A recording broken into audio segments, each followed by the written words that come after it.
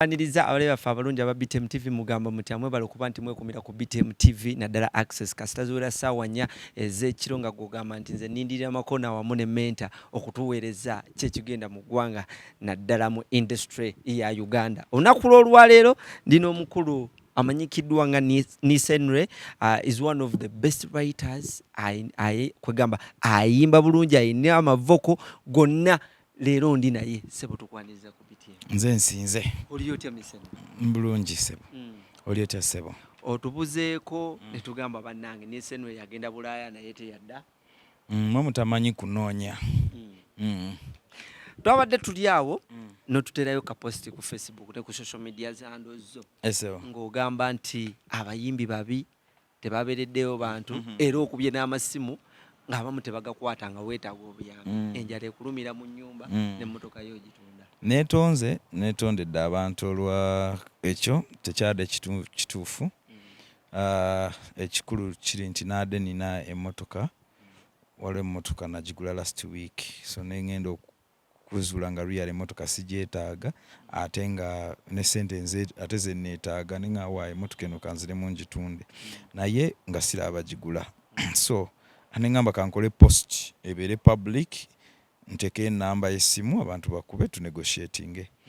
So nenkikola ekyo naye nakirealize nze oluvannyuma nti what I did wasn't very good to say that I don't have money to eat what si kirungi ekyo era abantu tebakikola because there are people who are going through real situations out there and so I am so sorry for that but nabadde nina emmotoka gye njagala okutunda kyekyo. Naye omanyikiddwa ng'omusajja alina emmotoka eziwera n'ebbiri.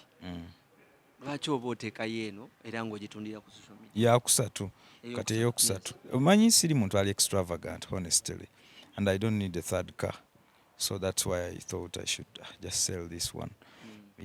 Nagigula mu ndowooza oba ku excitement oli yagireeta ng'ate naye ali mu bwangu kiki ng'alina ekizibu neŋŋamba kangyeko so kati naye era ayagala ogigula akubeku ennamba.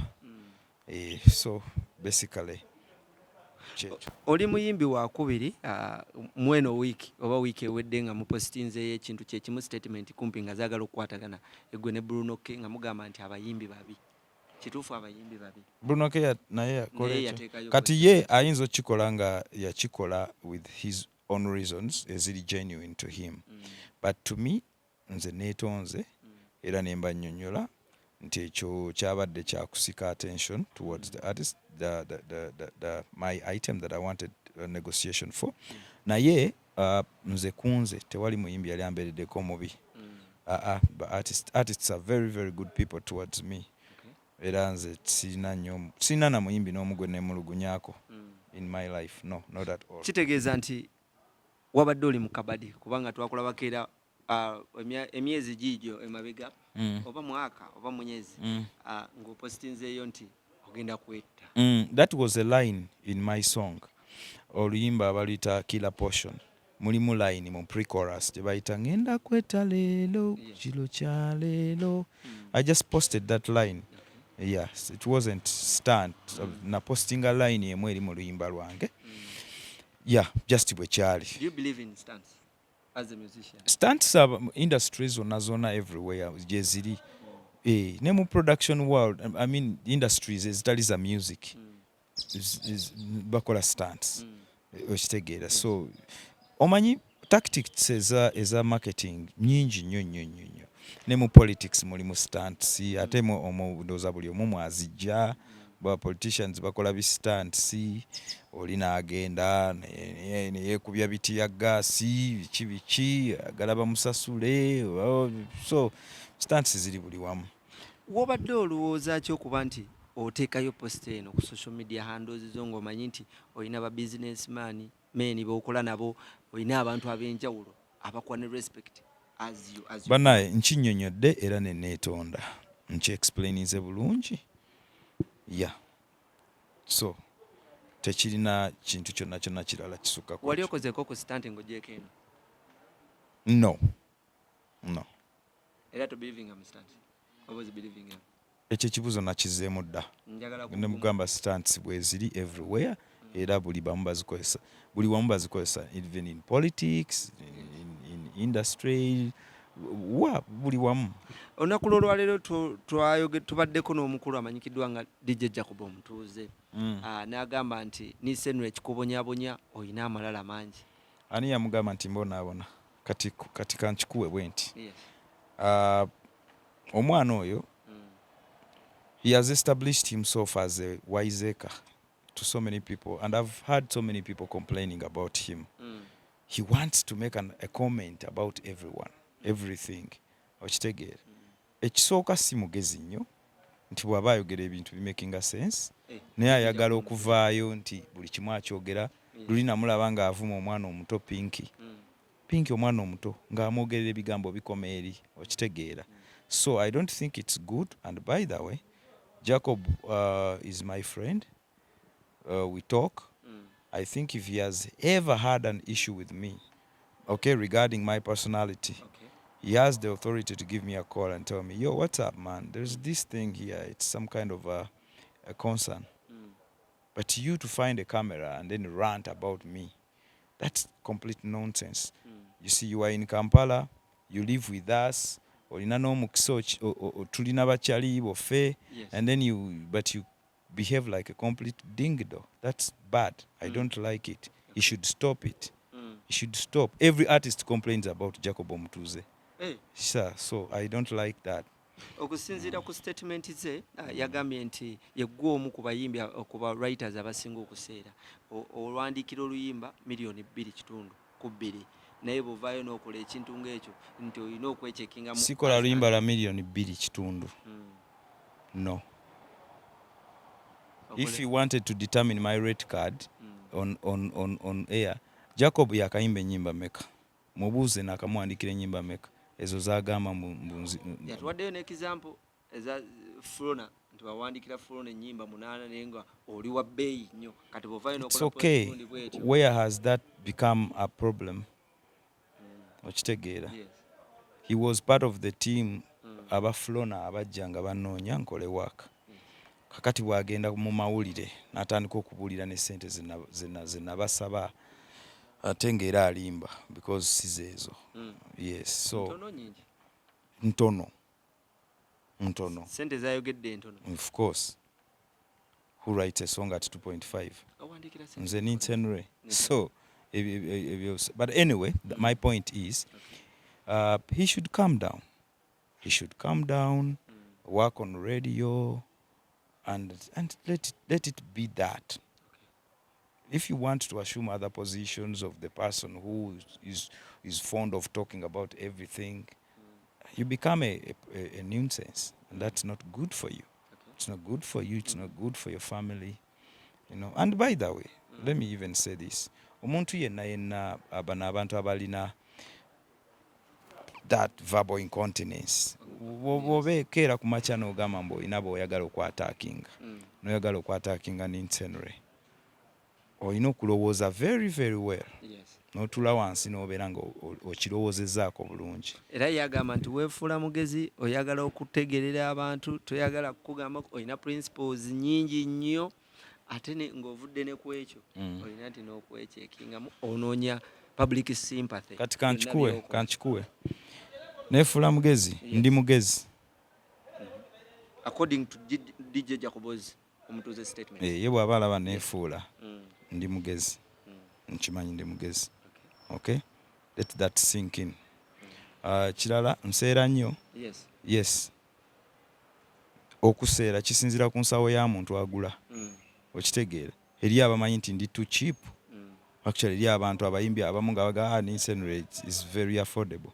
Okitegeera. Naye ggwe bw'obanga essente zensaba ggwe atazisobola, then ogamba mbu nseera. Nene ekirala kyagamba public sympathy. He needs to explain more about that. Agamba zino zonna posta zonna z'okola, posti zonna z'oteeka ku social media handles zo, onoonya public sympathy. It's okay. Sympathy over what? So people to sympathize with me over what exactly? Agamba ndoza toli mu public. Abantu tebakuwelcoming. Kakati, that is his own perception. And ngera bwe njogedde yandibadde ankubira essimu then n'atanoonya bwana bwa kamera kubeera mu kamera kunjogerako. Olina obuzibu ne DJ Jacob Omutuuze? Not at all. Era nange kyova olaba ndi so disappointed right now. You can even see it on my face. Yes. Okubeera nti yagenze mu kamera. Okitegeera. That's very bad. That's terrible. Because I've had issues. Yes. People telling me, man, Jacob yankoze bwati. Jacob, why is he the one talking about bad about everyone? Okitegeera. Kati akedde kati lunaku lwakedde ate ne lubeera lwange.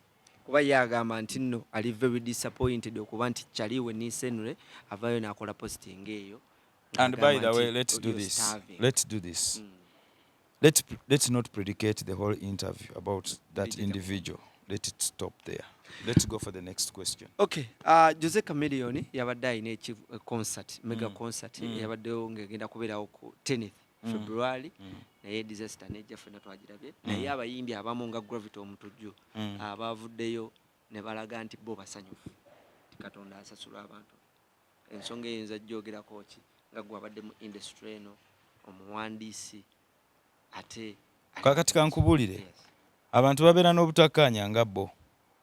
Nze newala nnyo okukomentinga ku relationship y'abantu ababiri nga nze siriimu.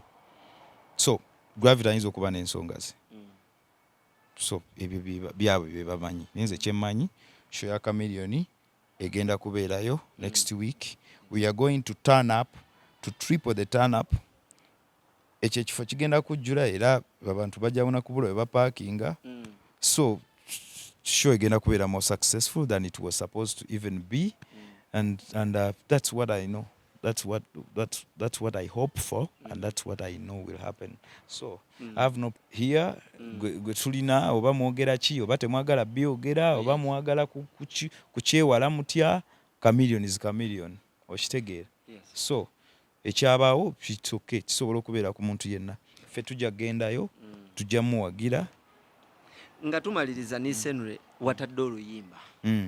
Awo abantu ne bagamba byonna birabika byadde byetololera ku luyimba ng'omusajja anoonya wayisizawo oluyimba promotion ye. Bo balowooza ki? Balowooza lwayiseewo.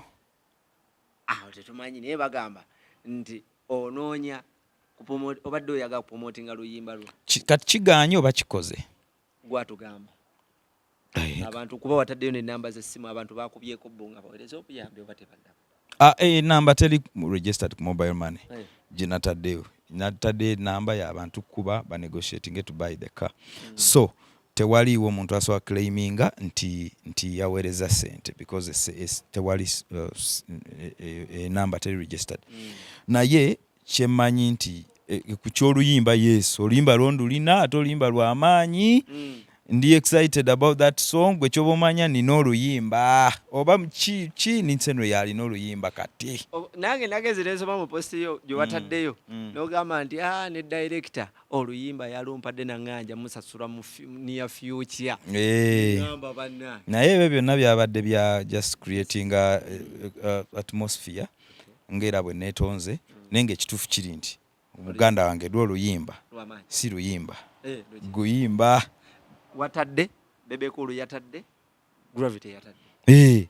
Era ffe tulina ennyimba kati. Bebe lwakuba alabika tanata video ne Kamiri. Yes, ne Kamiri yatadde. Kati ku ffenna nze alina video. Actually tukole wetu. Ku ffenna ninseno yalina video. Ku bonna abayimbi. Ninseno kati yalinawo video. Bannange money not water. Soko tuwe mukalaini awo nga tukuta. Okay. Everybody wonder why I look so nice. Oh, I look so nice. Newe mbasi nyume, ngazi nyume, nesangana nyume. This is money, money, my money. Not just water, no water. Yeah, money not water. Check it out on YouTube, ladies and gentlemen. Kale yoyo omukulu amanyikiddwa nga nisenure ensonga zonna azikoze ki azikubuulidde yeetonze ate newe yasobeza agamba nti mumusonyiwe. Makona Brian is my name. Wekumire ku BTM TV tubaagala nnyo. Programs ennyo ziyagendera maaso until tomorrow.